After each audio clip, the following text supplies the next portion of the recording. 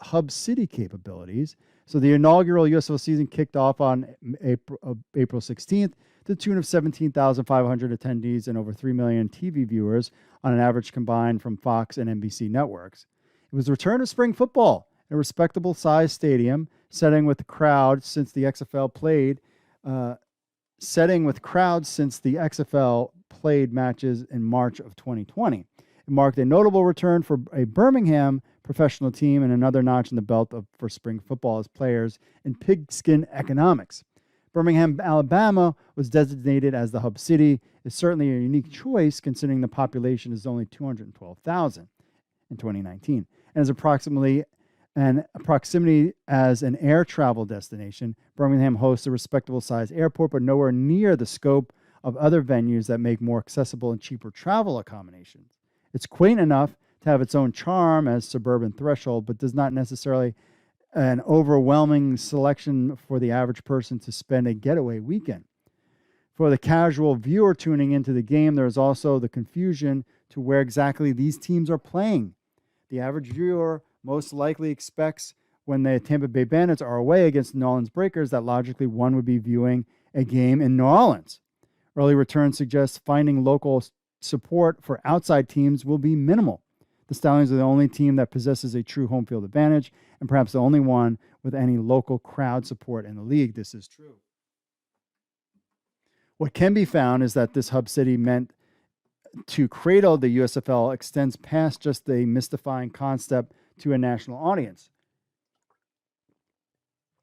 Attracting an in-person audience is a grassroots issue. Birmingham, Alabama inevitably was going to possess challenges of not being a sprawling metropolis nor an easy-to-access air travel destination. To reach beyond these foreseen limitations are potential extenuating circumstances that logistically limit the USFL's ability to attract not only municipal visitors, but the local populace as well. There are problems with this city, and the air travel thing, just trying to get out there, was a problem. And what are they going to do if there's a hub going on, and let's say the Pittsburgh Maulers are playing home games in Pittsburgh, which is something that executives in the USFL had mentioned. That's going to be expensive to fly them out there and back.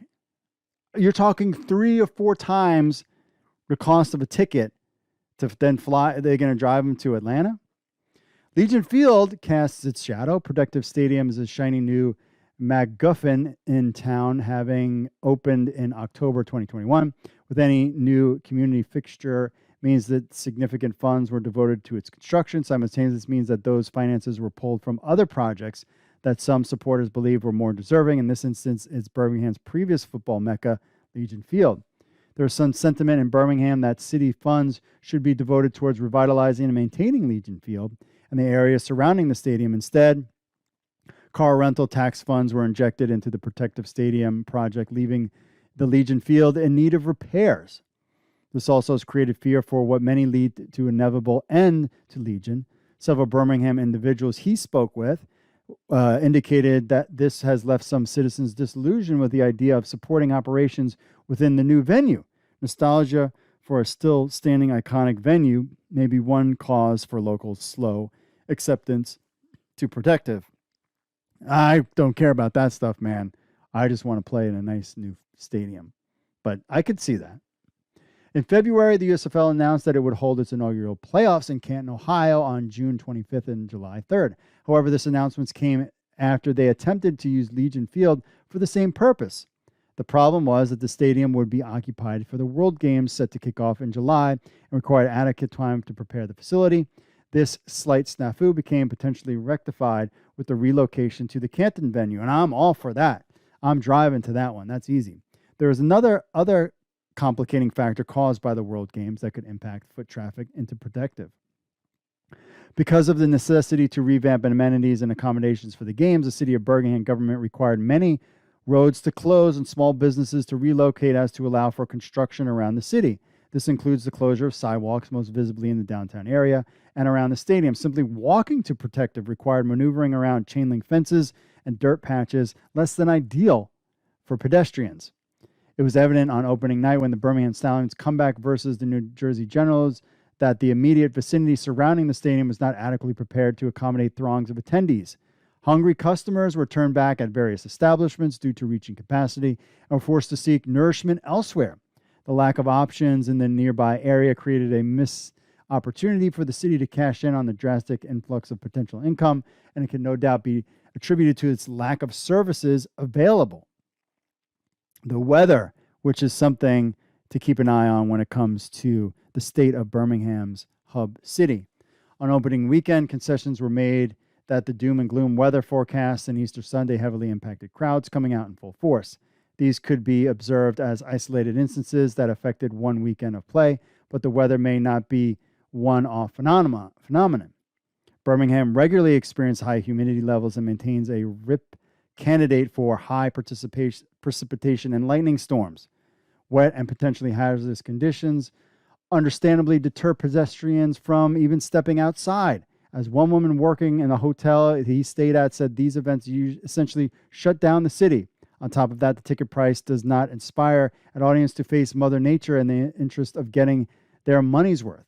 $10 for an all-day pass is an excellent idea to attract viewers, but it is an investment that is so low cost to the point where deciding not to appear because of an ominous forecast does not include substantial loss. One can effectively eat the minor fees and come another day. That's true there. A doomed establishment could be eradicated. The potential risks involved with scheduling around erratic microclimate. Even the Spring League was hosted indoors, first in San Antonio in 2020, then partially in Indianapolis for the Northern Division teams in 2021. Again, though, these are deliberate spending maneuvers by Fox in order to cushion the financial setback the league could face if operations don't go according to plan. It's one thing to host 6 or 10 matches in a season as a single host. It's another when faced with the daunting proposition of essentially betting against Mother Nature for all 40 games played in 10 consecutive weeks with the hopes of experiencing minimal interference. An irregular schedule created in anticipation of reaction to weather events can also throw off a person's attendance and television viewership. Optics are important in the state of exhibiting a new league. Crowd presence matters for television audience, players, and fans.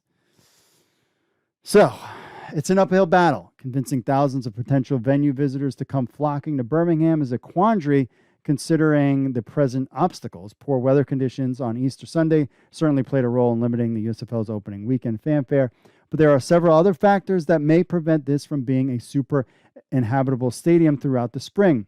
The financial incentives for Fox to choose Birmingham as its subsidy are on full display, with those incentives coming risk of how other logistical nuances can interfere in exhibiting their product locally and nationally. Ultimately, these cost-cutting procedures may cost the league butts in the seats and an authentic relationship in the Magic City.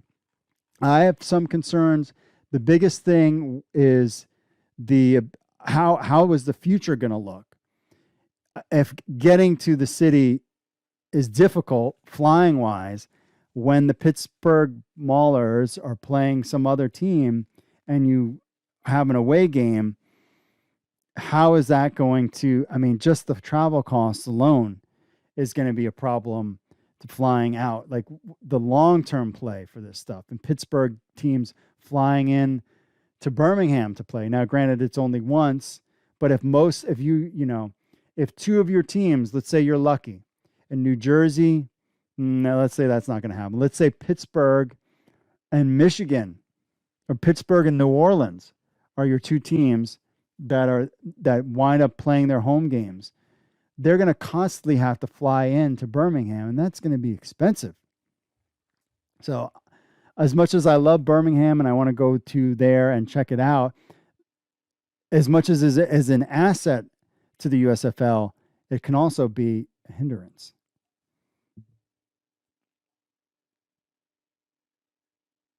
All right, we'll be back with more of my picks right after this. Stay tuned, my friends.